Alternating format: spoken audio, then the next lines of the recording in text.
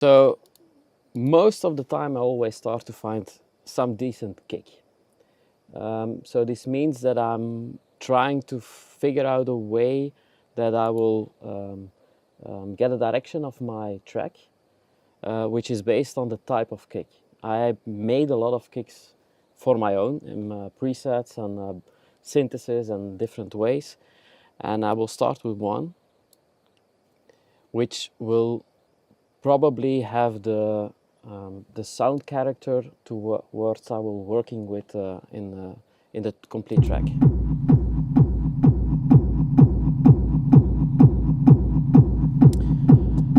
Next to this, if you see what I did in here is actually it's a bounce of a kick which I processed a lot using saturators, compressors, etc.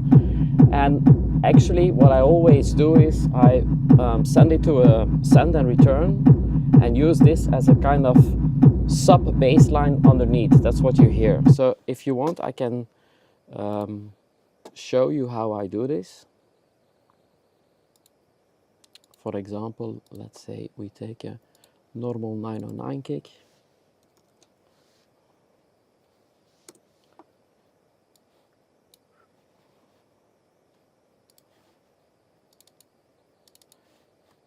We do a basic pattern.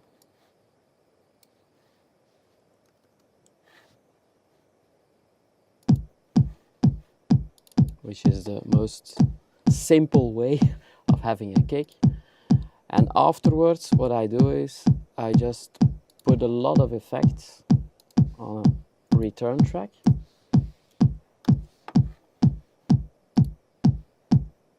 For example, I start with an overdrive.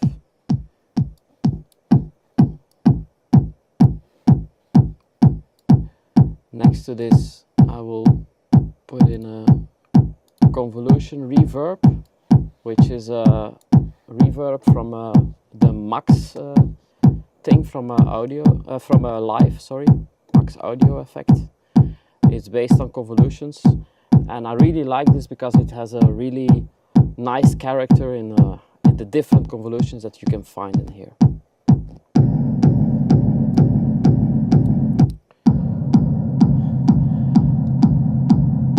Next to this, I make some kind of filter delay.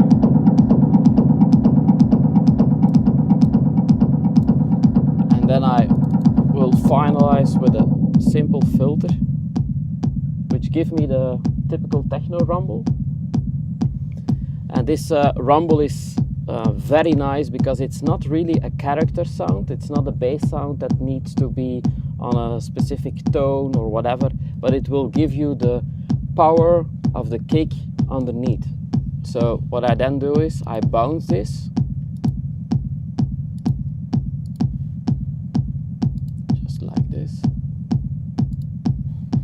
Then I remove the complete thing. And then I use something which is called Xfer LFO tool. It's a sidechain. You can use it for a lot of things, but I use it for a sidechain effect because for me it's an easier way to put this on instead of going through the routing of the sidechaining with compressors and stuff like this. So as you can see, it will now automatically pump all the time without any problem. And then on top of this, what I then usually do is I start to put some extra saturation or whatever, like the ones you know from sound toys, decapitators or stuff like this.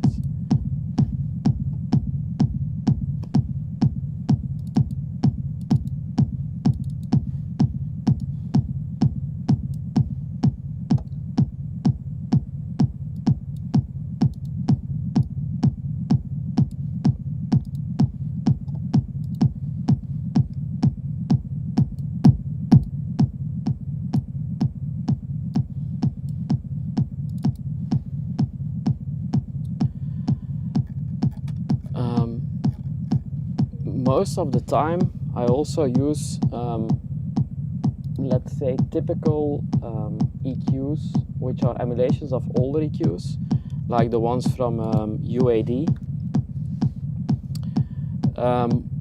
Why? Because you can add some extra character like the pull tech sounds, and because it can bring up your complete character of the bottom or mid or high sounds. So let me search those.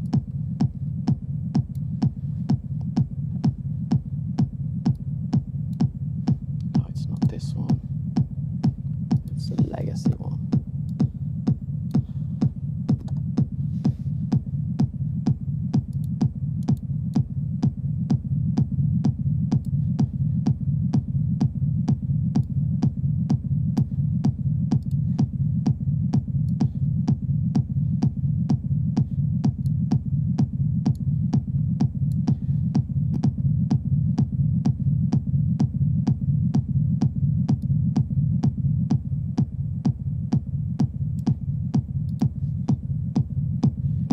This is my bass line. So eventually the one that I used in the beginning, which is this, is based on the same principle, but it's like a complete processed one. So let us continue on that one instead of the one that I just created.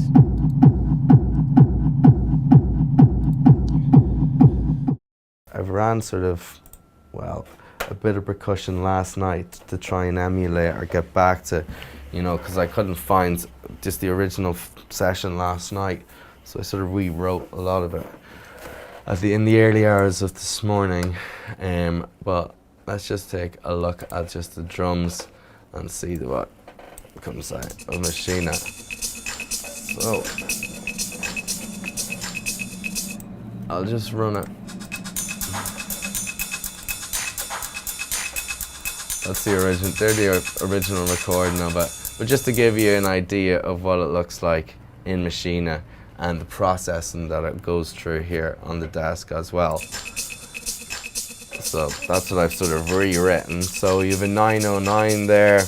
It's a produced kit, an 808, and then sort of a reggae kit as well with the tambourine layered on top. But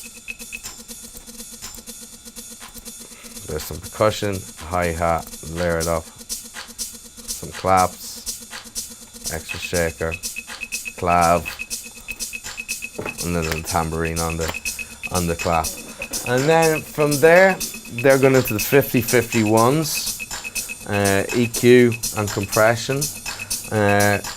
Yeah, very, very slow attack. I want to get out all them transients coming through a very short release time. So we're getting the full feel of all that percussion.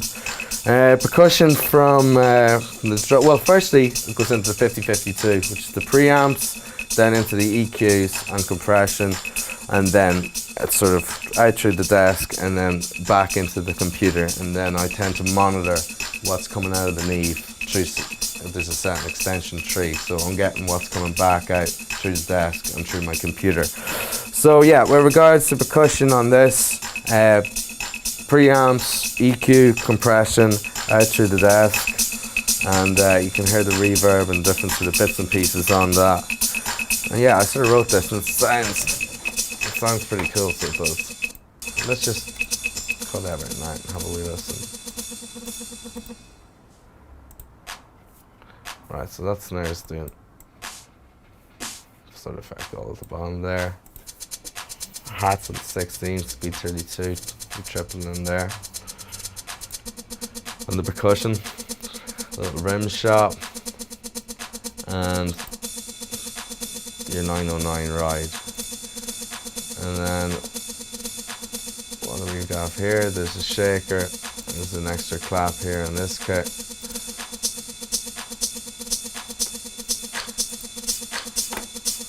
Again, this is all about layering really in this track with regards to percussion, and in all my tracks. And you know, it's something a colleague of mine just said to me when I was asking him about his drums. I'm not going to mention who it was, but he's one of my favourite producers, and I was having this chat with him, and I was like, how the fuck are you making these drums that are so thick, so fat? And it's just like, Gav, it's all about layering. It is all about the layering, and yeah, I was like, right, straight home with my homework, and I got stuck in and started layering stuff up, and that's what we were talking about, the clap. Like, there's 5 different elements there, you know, tuning, you know, and timing as well, where these transitions, where stuff is happening, and it's only milliseconds you're dealing with. But through this layering, and that's how we're getting these sort of slaps to the claps and the snares. And again, as well with the hats as well. If we want to thicken it up, thicken up hats, you know, there's a few different ways to do it, like, but getting at the original source instead of loads of EQs on one particular channel, you know, let's layer up, say, 2 or 3 different hats and work on it that way and get some original thickness there, so we're not dependent on plugins. And then the 808, that's just going to play that clav. And then I just pulled a tambourine for extra weight on the snare / clap. So yeah, preamps, EQ, compression, and that's what our drums are sounding like. So let's just hear that with the kick. This is what I like about techno, that it can be a sculpture, it can be you know, just abstract sounds all coming together, and people will remember those tracks. And this is really what I like about this style of music. It's obviously a dance music. You need to be hypnotized on the dance floor, so it's mainly drums. But you know, all these abstract sounds coming together without being constricted to a certain pattern of, you know, chords or music theory. This is what excites me always. So this is how I like to work. So I just randomize a certain bass line, and then from this you start tweaking the knobs, and then you hopefully have a chord which actually fits those kind of loops you make on the modular or wherever you want to make them.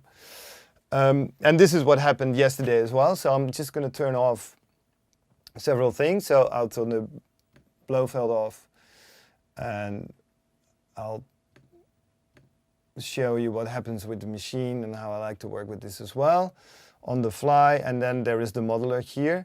So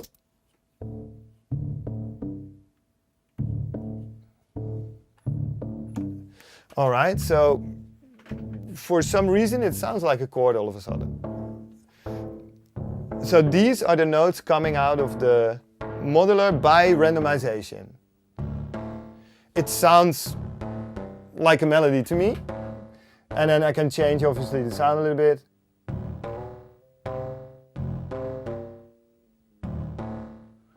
But I kind of like it how it's bassy right now, and it might become into a bass line if I filter this up. Very low, very deep. Very nice.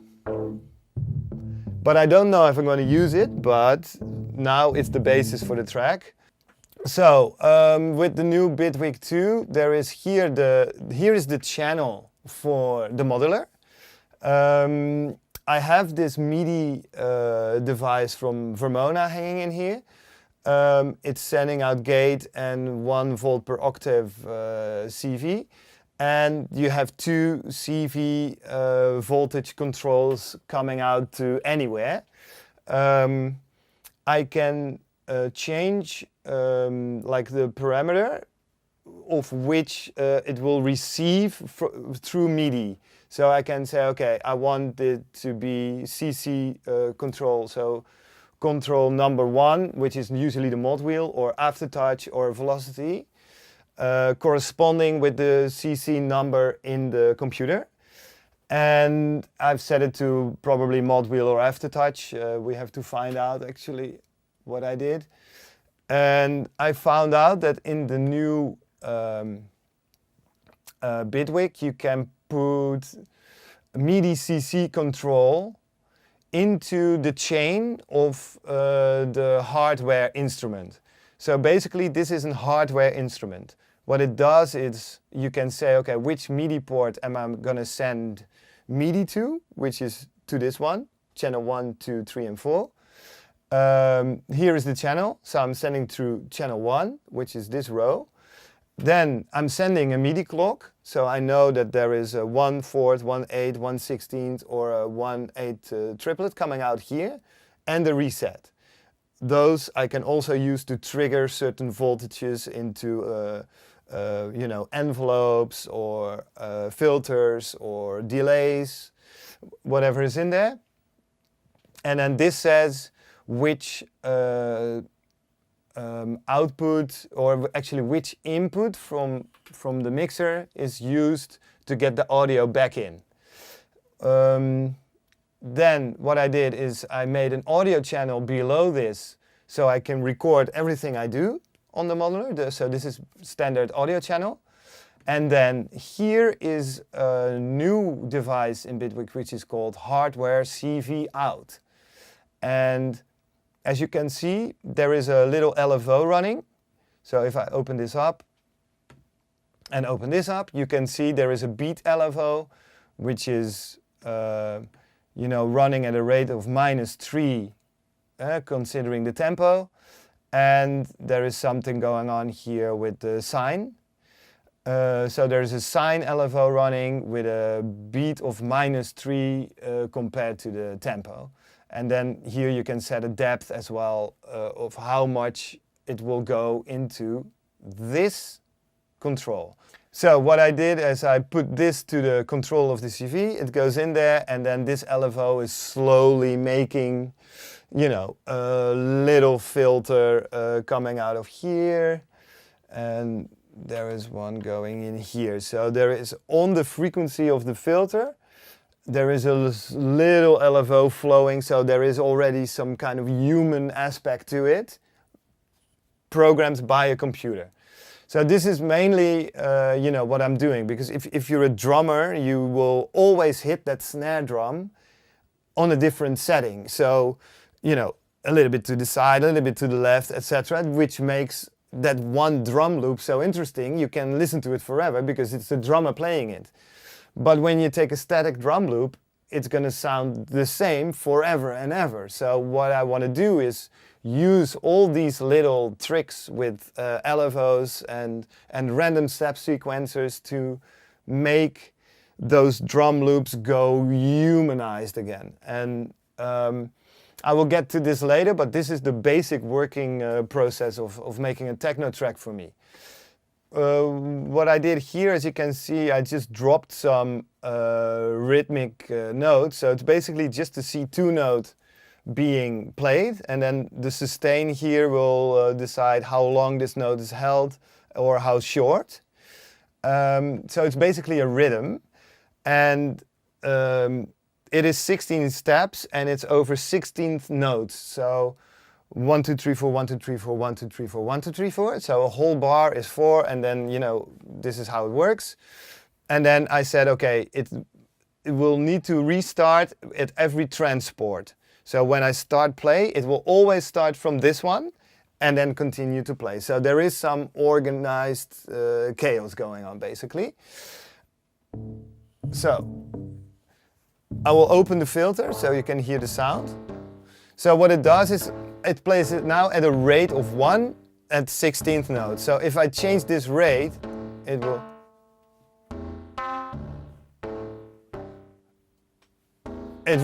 yeah, completely make the melody go different, because the tempo of how this plays is slowed down, and it will also go out of tempo because it will, you know, loosen itself basically from the 128 BPM, from the time schedule.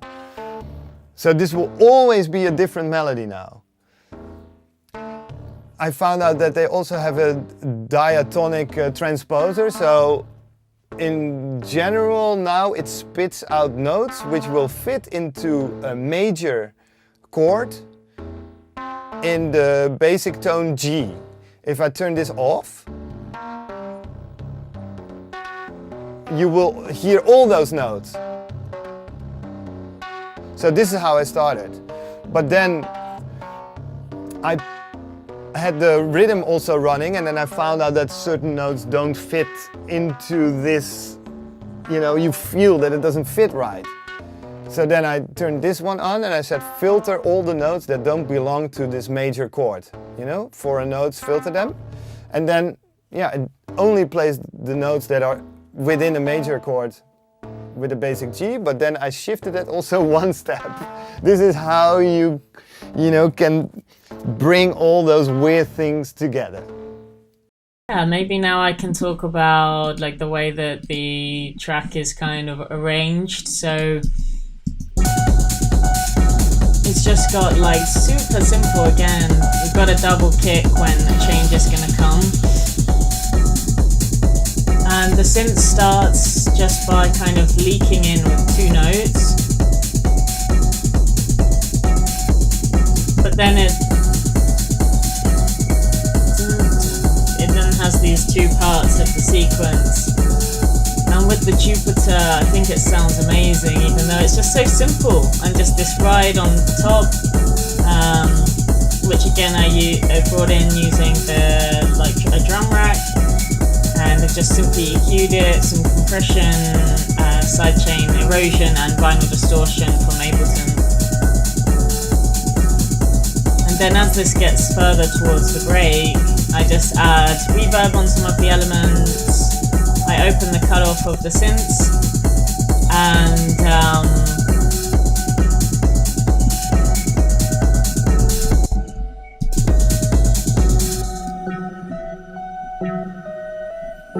I take the kick out completely in the break, just to like really give this euphoric sense where the dance floor is going to just stop and everyone's going to be like, whoa, it's maybe like a clapping hands moment or something.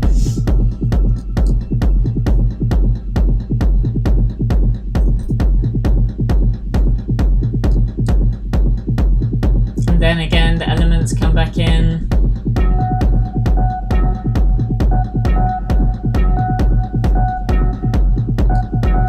Yeah, it's probably one of my most simple tracks ever. 15 elements, that's including 3 kicks, so there's actually only 12 separate sounds in here.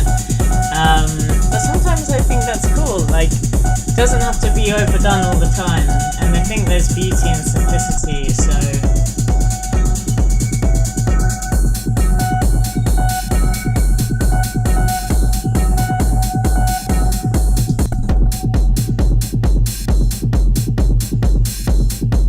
So yeah, that's it. My tracks aren't always as simple as this, but I wanted to show you this one to show how simple they can be. So some of the gear here, I mean, it's quite, this is all pretty much high-end gear, but they all tend to have specific uses for what I do. I don't use everything at once or anything like that, but I know exactly what each of them is capable of, and depending on what I'm doing, I'll use different things. So here's a rack of Poltex, which only really ever get used on complete tracks. I don't think I ever put anything through them other than that. And if I have a track and it's really quite sharp, or it's got a lot of mid in it, or really some hard attacks, there's a lot of mid-range, then I usually process them through this, because it immediately just adds this kind of cushiony warmth to everything. And actually they sound pretty much the same as the plugins, which is great, but it's nice to twiddle a knob as well. And so if I got a track, for example, one of the last tracks I was working on, I did open it up. Where's it gone? Oh yeah.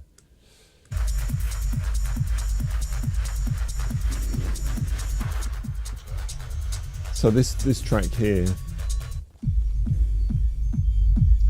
this is part of the track laid down already. So this part of the track, the kind of main bulk of it, if you like, which is the stereo track we're playing now, which already has parts on it, but there's more parts added on top. This whole track was processed through them, because before it was like that, the weight of the bass wasn't quite there. But instead of picking apart the original track, and saying, well, I'll put a bit more bass on the bass before I mix it down. I'll just take the whole track and put it through something, and then kind of fine tune it from there. So something like the Pultecs are really good at that. And what if I'm really slightly kind of polite anarchy is most of this gear is actually made for sort of rock and roll. You know, it's not. I mean, I love it. You know, I love gear, but I know that a lot of these are they're almost tuned sometimes to kind of guitar and drums and vocals, and that they always talk about that. But I just find it amazing when you put electronic music through it, and so you can get results. Sometimes amazing, sometimes not good. But this is a really good bit of kit actually. This an overstayer rack, which is basically a kind of a really mad channel strip, which starts with being overdriven into a high pass and low pass filter, into an EQ, into a compressor, into saturation. And I think probably this is my favourite bit of kit for mangling sort of sound. Probably, if things are working properly, I can. So if I just run this track, right, and then I'll just plumb it in on the old routing here. So we're just coming straight out of the desk into the overstayer. I mean, this patch bay thing is just bloody amazing, really, because it saves so much time, get things done quicker. Let's get rid of the rooster. So theoretically,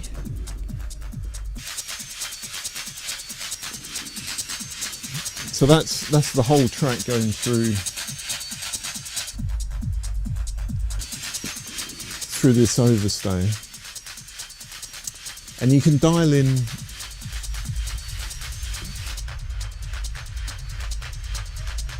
just completely mad treatment into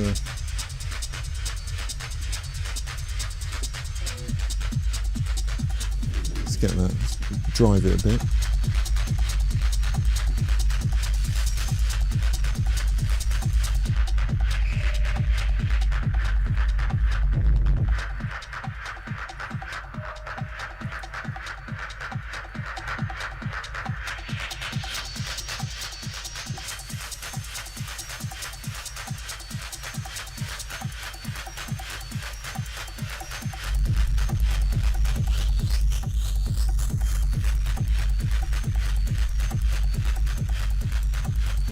Quite extreme, but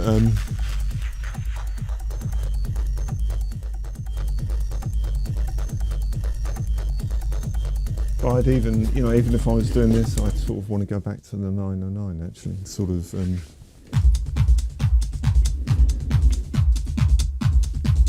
start putting that through.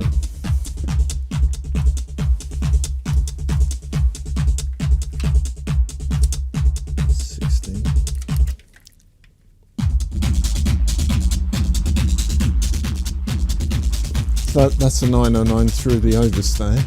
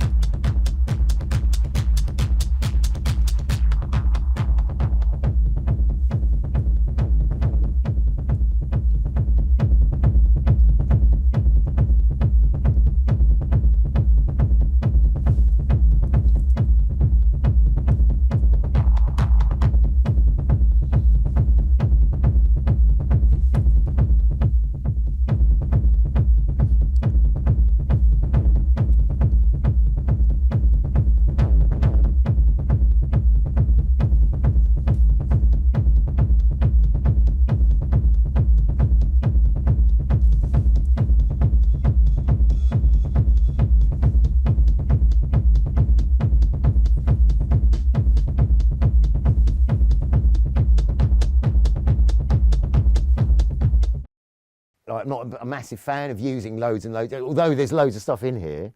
We don't really use a lot when we do stuff, so each time we do a track, we'll only have like, you know, like a couple of little things, or, you know, we'd rather sort of,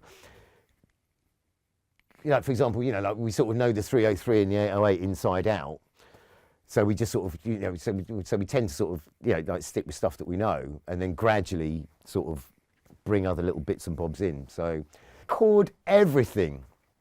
Like when you're going to set something up and you think that you're going to use that, record you setting it up, because that's the bit that's great. Like the bit when you've got it, when you think you like that, you know what you're doing, that's boring.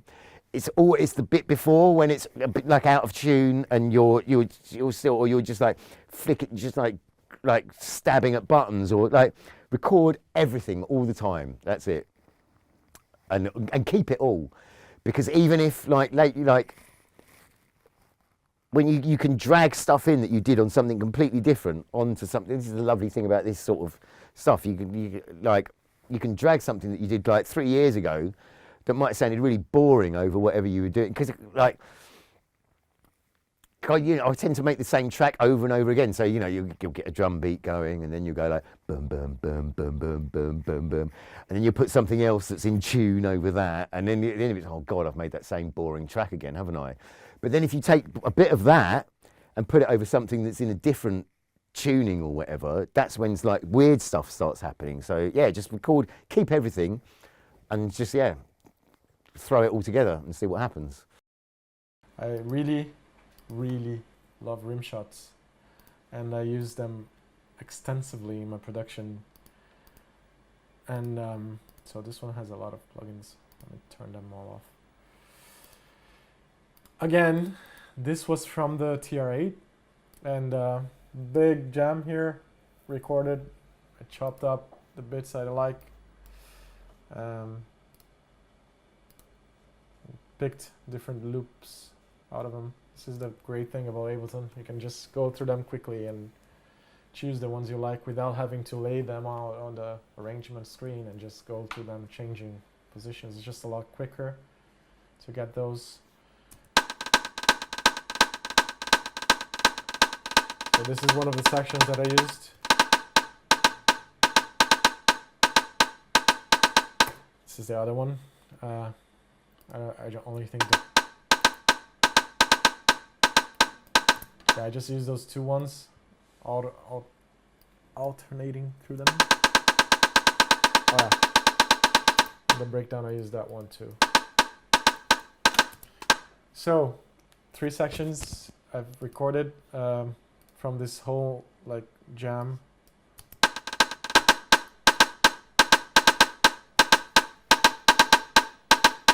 I do like there's a roll function here on the TR-8. I use that a lot when I'm jamming with it, and then I just get like different sorts of rolls happening that I wouldn't normally think about when I was just sequencing them. So that's the performance. Then first plugin is the transformer thing for saturation, and for the transient to kind of poke through more. It's all snappier with this. And then the reverb again, same setting, just copied it over so that it sounds like it was recorded in the Ocean Way rooms, expensive stuff. And it's just a lovely plugin. And then some EQ.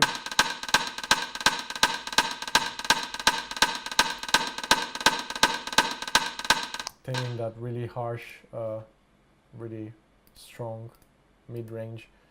Again, the filter plays a big part on this sound because I've automated a lot the cutoff.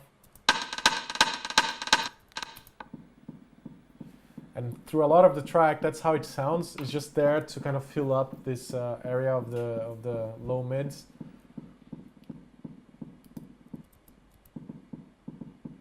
And it's more like a percussion sound rather than like a rim shot, which is a percussion sound, but it's more like a high mid thing. Yeah,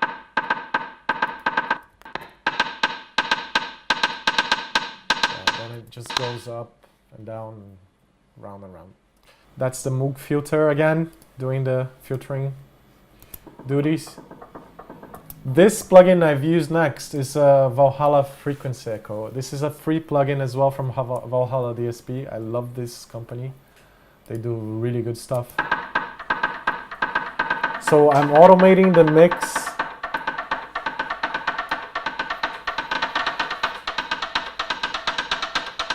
It sounds like an ensemble of people playing rim shots, you know, like a... And he goes crazy with the shift, with the frequency shifting.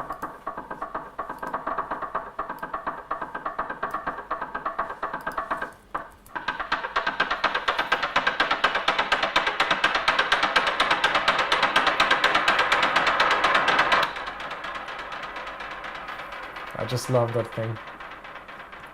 So I'm automating the feedback and the mix here. And the frequency shifter is actually going backwards, so it's like the frequencies are going down. So it's not the same signal that is just looping with a delay. It just is kind of spaced out, kind of tape echo thing. Next one is the compressor. It's just kind of kissing the needle here. It's not really compressing a whole lot. It just gives, because this compressor is so expressive, if it just kind of touches the compression, it's already kind of doing this transient thing quite heavily.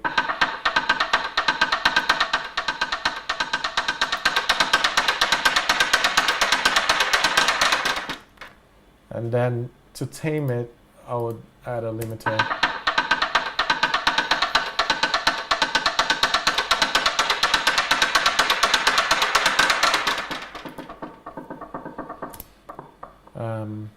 And that's how the sound is. And then later on, just have a high pass.